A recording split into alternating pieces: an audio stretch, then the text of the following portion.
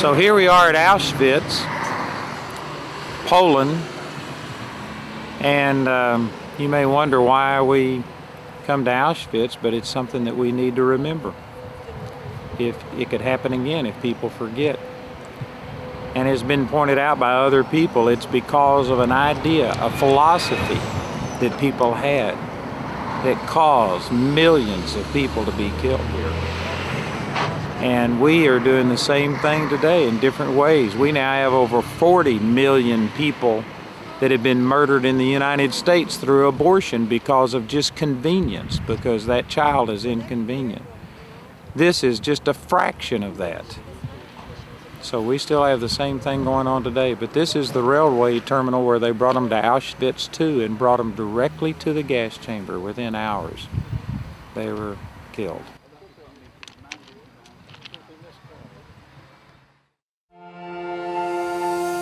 Welcome to a special edition of Gospel Truth with Andrew Wommack. Today, in remembrance of the 1973 Roe v. Wade decision, Andrew's joined by pro-life activist Kristen Hawkins.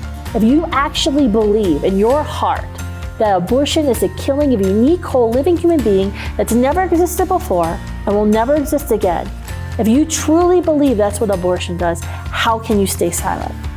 And now, here's Andrew.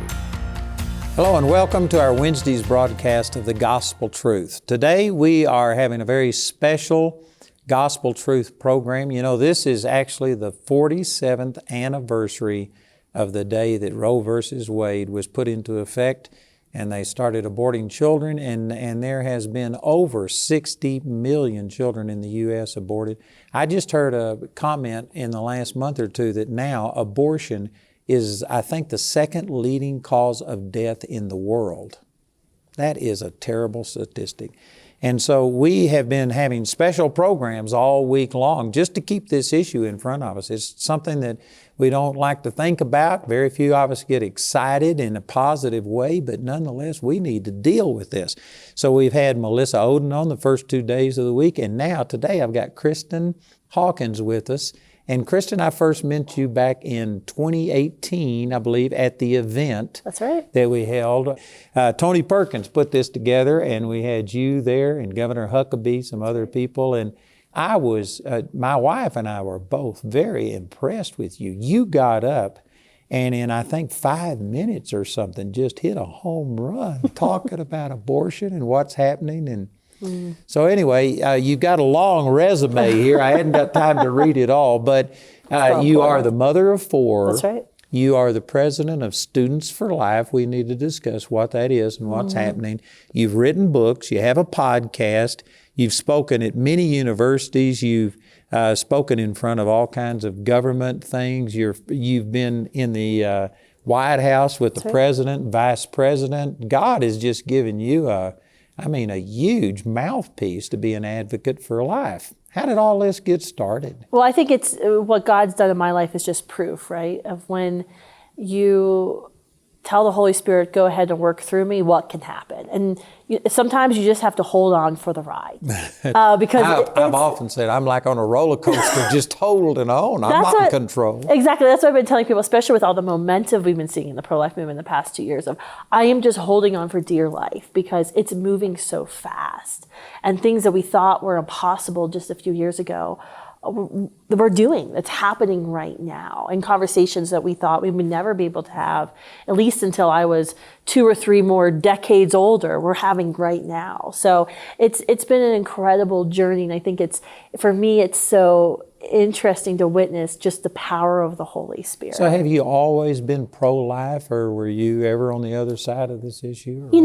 My family, I grew up in a great church, and my family says that they were pro-life. My mom told me that when I was little, she took me to pro-life marches. But when I was in high school, if you would have asked me the question, are you pro-life, pro-choice, I would have answered pro-choice.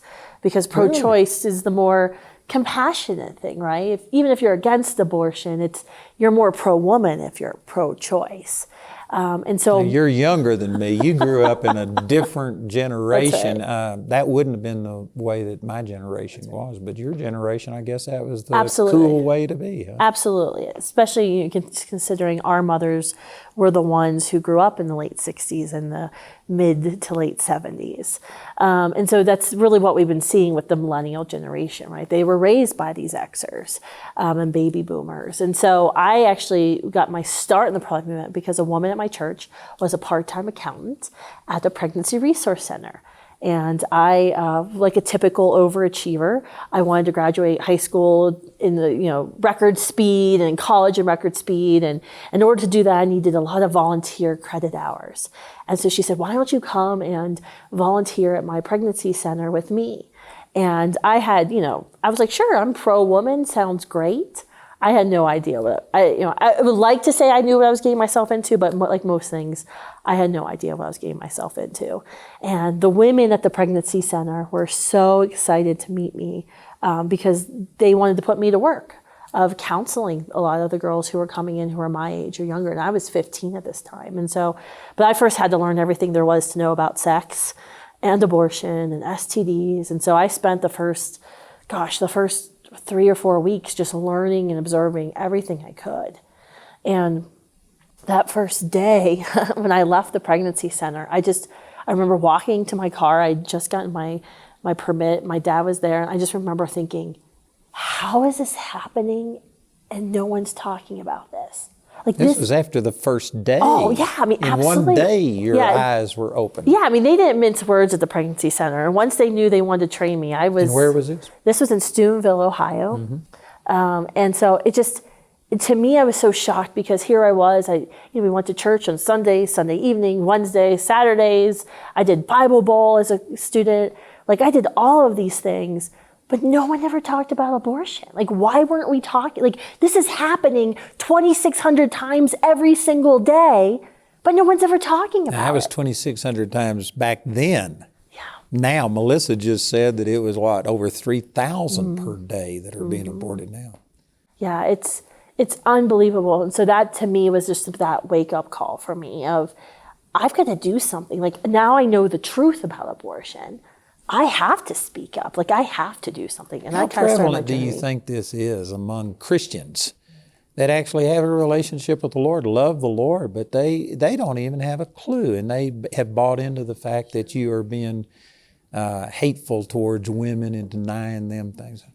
Yeah, I mean, to me, there are a lot of Christians out there who know abortion's wrong, but don't act on it.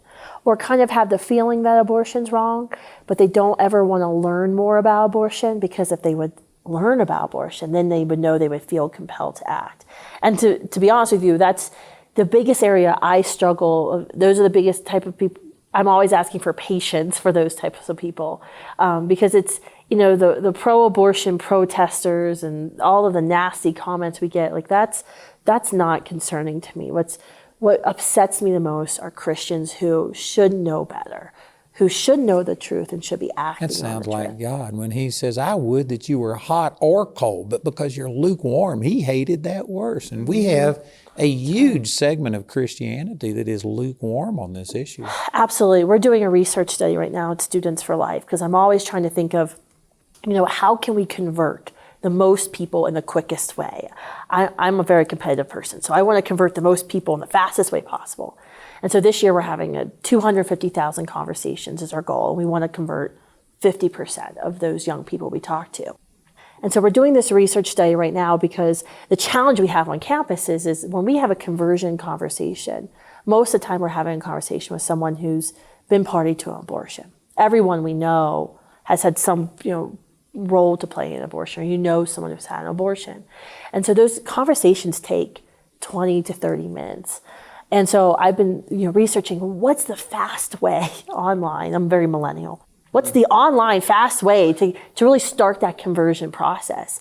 And the challenge we're having is so many people are in what we call the mushy middle. I don't like abortion. I get an icky feeling in my stomach when we talk about abortion.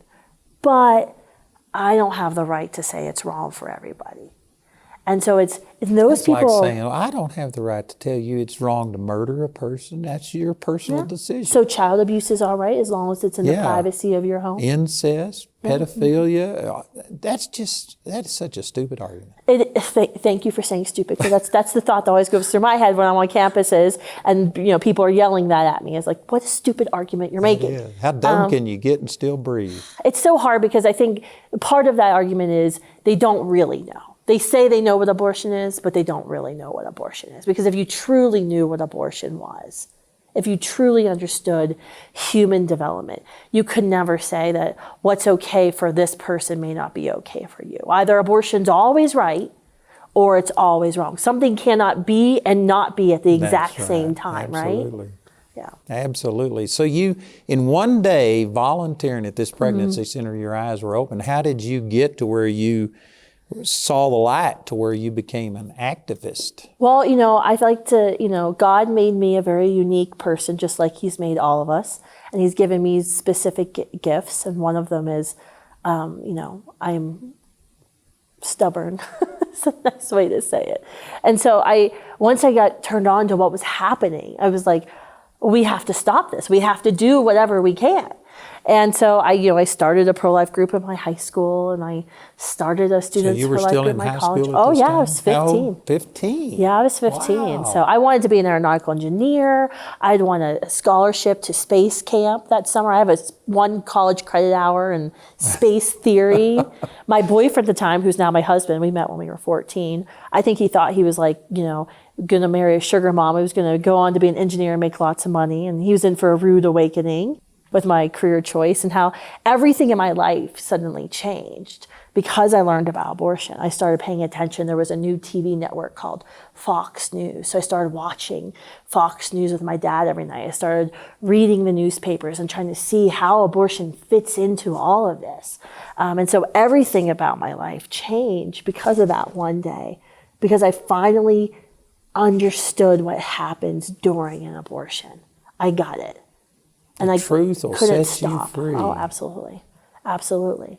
And so, yes, my stubbornness, my grittiness, my willingness to always want to win the battle, like that's propelled me forward, and everything that, we've been able to do and we continue to do is. All right, so did you start Students for Life? We launched it in 2006. Mm-hmm. I had worked for President Bush's re-election campaign in 2004. And I got a lot of really good experience of mobilizing people on the ground, door knocking, getting volunteers, going church to church to get people excited for this political candidate. And so I was working in the government. I was working as a political appointee for the Bush administration, the Department of Health and Human Services. And a friend of mine called from the campaign and said, "Hey, I just met with some students. They got some grant money. They want to go full-time. They want to launch a full-time pro-life ministry on campuses." And we thought, you need to talk to them. And so once again, the Holy Spirit led. I said, sure, I'll leave my comfortable government job and go run a pro-life nonprofit. How easy can that be? And so, we launched Students for Life. I was the first, full-time employee, the executive director / janitor / field rep. But now today, it's grown beyond anything I could have ever imagined. Size is it? We've over 50 employees. We have Students for Life groups in all 50 states. We've started over 1,000 groups. We serve more than 1,230 groups, and now we're in the colleges, high schools, and we've even launched into middle schools this year. We're in some medical schools, and we're in law schools. So what does a Students for Life group do? Well, the goal of Students for Life group on campus is twofold, right? You think about the abortion industry. Where does the abortion industry target? They target urban minority areas and college campuses. That's their target-rich demographic right there. So the first goal of Students for Life group on any campus is to educate your peers. Educate your peers about what happens inside of those Planned Parenthood doors. Tell them the truth about abortion, about how a human being miraculously develops and how we all have intrinsic value and dignity. And then the second part of the Students for Life group, beyond educating your peers, is how do you transform your campus to support pregnant and parenting women? Because let me just back up a second. How do you not only educate them about what life is in the womb and stuff, but do you educate them about the abortion industry and Absolutely. like, for instance, the selling of body parts and stuff? Do you give them all of that? Absolutely. We absolutely do. We have a tour that has been on college campuses. Every semester we have a different theme, and we've done for several semesters a Planned Parenthood truth tour, educating students about Planned Parenthood. I bet that has endeared you to a lot of Planned Parenthood people. Well, not yes. only them, but just the people to support Planned Oh, Parenthood. yeah, Do we you get a get- lot of hate?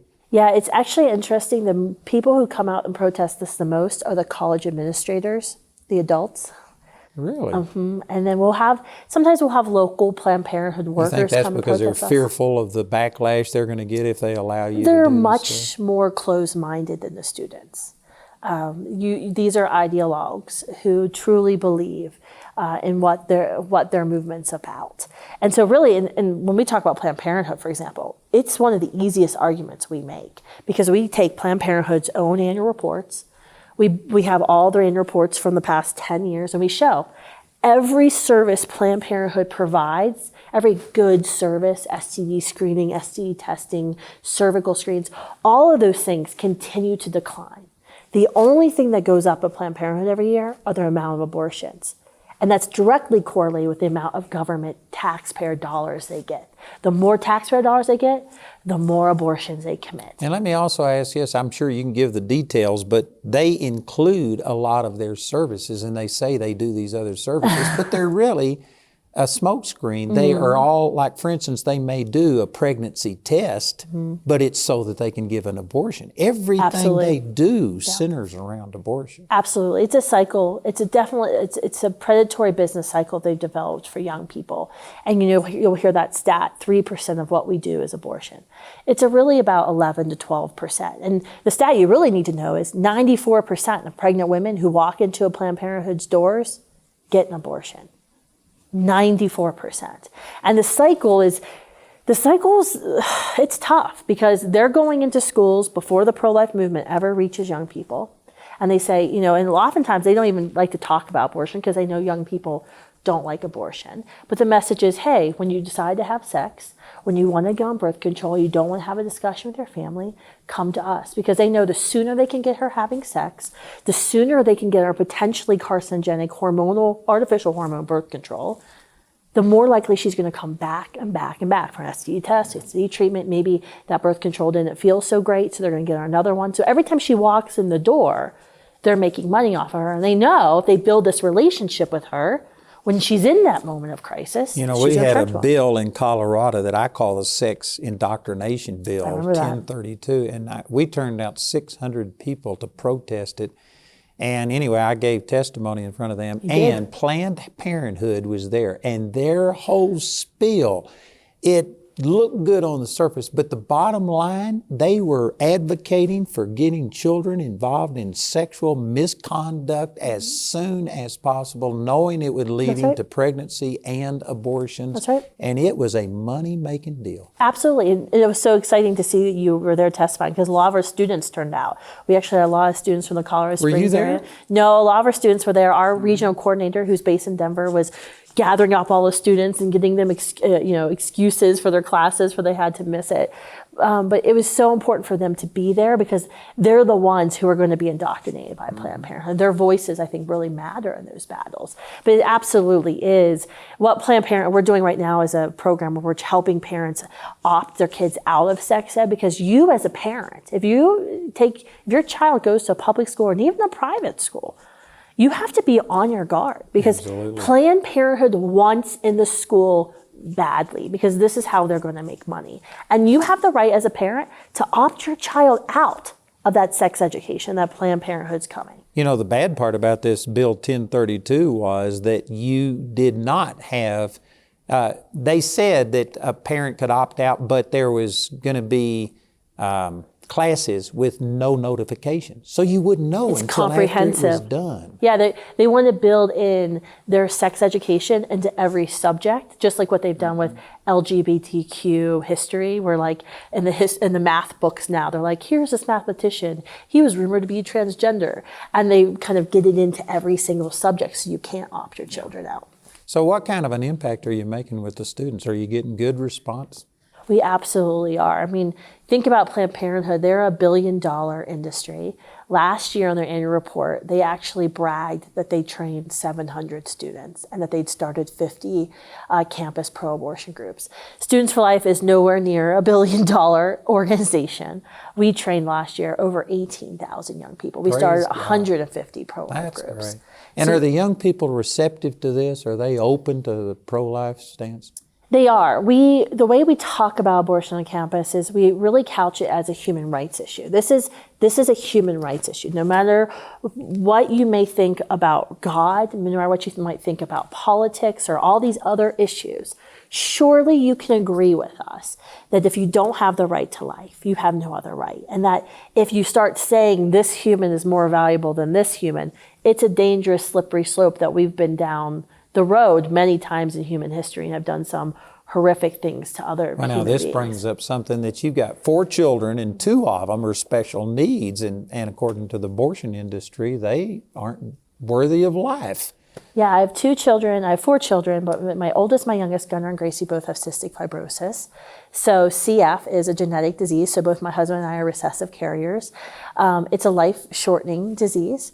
And it means that my children have very expensive medical needs. They have to do 2 to 4 breathing treatments a day. So 2 to 4 hours a day, they're hooked up to a machine, and lots of exercise. They have to eat 3 times the amount of calories a normal person eats. So lots of work, very regimented schedules.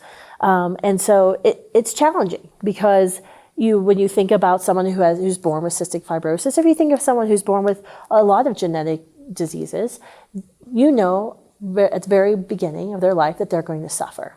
And so we hear this a lot on college campuses. We hear this in the national debate stage often is, well, it's just better for her to have the abortion. That's the compassionate thing to do. Eliminate the sufferer, not the suffering.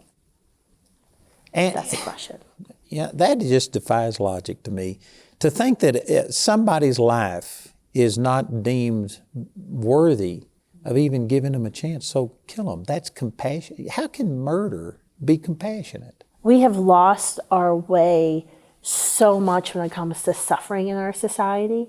So we've deemed suffering to be an evil. That if you're suffering, that's an evil, and we need to do everything we can to stop the suffering, including killing you. It's so messed up. It is messed up. And plus, that reveals that they don't believe in God and that there is life after this life, because that person is not just ceasing to exist. They go to another place. And there's a reason they're here. They've been created in the image of someone. They have unique value and dignity, intrinsic value and dignity, just like all of us do. Their genetic code doesn't change that. So you've got 2 children with cystic fibrosis and these problems that you're talking about. So is their life not valuable? How do you feel about them, and how's your relationship? Well, of course my children's life has value. They are equally valuable to their other siblings, right? And I would say that if you've ever met somebody with cystic fibrosis, if you've ever met someone who has Down syndrome or any of these other genetic abnormalities, you will agree that they are the light of everyone's life, right, who meets them, that they bring something unique to this world that I don't have, that my husband doesn't have, that just their very presence. I remember one time I was speaking with a pastor about, why did God give me 2 children with cystic fibrosis? Of everything else I have to handle, it's a very selfish, really, mindset you go through. Because it's not about you, it's about your children. But I remember him talking about, the unique graces that they have, that this special grace that these children will have. And it's so true. Like if you meet my Gunnar and Gracie, there's something special and unique and holy about them. How's their attitude? Are they depressed, discouraged, or? Well, mental health is a huge issue within the cystic fibrosis community. They've actually, been doing a lot of studies of showing a large percentage of CF patients suffer from depression, anxiety. My son has anxiety. He's 10, and we've had some very real conversations this year. This year I sat him down and I explained to him what happens in an abortion. He obviously hears me talking about it a lot, so he was ready for it. So I explained it to him, and then I told him how 95% of kids like him are aborted. And 95%. Mm-hmm. Do you have any idea how many children that is that have been aborted because of cystic fibrosis? I don't know. I can tell you There's about 30,000 patients with CF here in the United States. We have the majority of CF patients here in the United States. Worldwide, there's only 70,000 of them alive. And so we do know it's very rare, but it's a hard subject. Like I talked to Gunnar about the fact that people abort kids just like him. And, you know, his face, he just, why? Why would anyone do that? And it was a hard conversation, but it's made him a very firm advocate.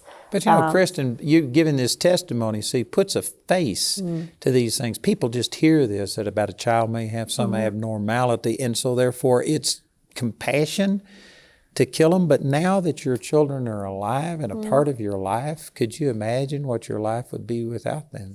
Absolutely not. Like they've fundamentally transformed my life and the meaning that I have for the life. And what is it? What am I supposed to do? I'm supposed to be making human beings who are going to go and live in heaven and glorify God for the rest of eternity. That's actually my number one job. If you're not leading people to Christ, if you're not making these saints who are going to go live with him for eternal life, then what else are you doing? Like, that's my number one job. In a landmark ruling, the Supreme Court today legalized abortions. The majority in cases from Texas and Georgia said that the decision to end a pregnancy during the first 3 months belongs to the woman and her doctor, not the government. Before he formed me in my mother's womb, he knew me. Before I was born, he sanctified me. We held these truths to be self-evident, that all men are created equal. They are endowed by their Creator with certain unalienable rights. That monkeys are life, liberty, and pursuit of happiness. Remember, it's my choice. It's God's choice. It's a baby choice. It's our choice. Not yours. Choose life. Choose life. Choose life! So cute. He's so tiny.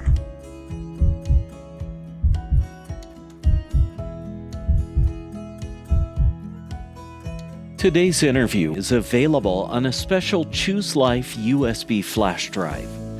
Also included on this flash drive, you'll find several more interviews and testimonies relating to abortion. This Choose Life USB flash drive will be accompanied by the Observing All Things booklet that contains many statistics and scriptures with regard to abortion and other social issues. You can get these valuable resources today for a gift of any amount. Also, Andrew would like to offer you the Observing All Things booklet absolutely free. Go to awmi.net to receive this free offer today. This special offer is limited to one free booklet per household. You can become a Grace Partner or order resources through our website at awmi.net. While there, you can discover more product details and download additional free resources. Or call our helpline Monday through Friday from 4:30 a.m. to 9:30 p.m. Mountain Time at 719-635-1111. To write us, use the address on your screen. We appreciate your generosity and hope to hear from you today.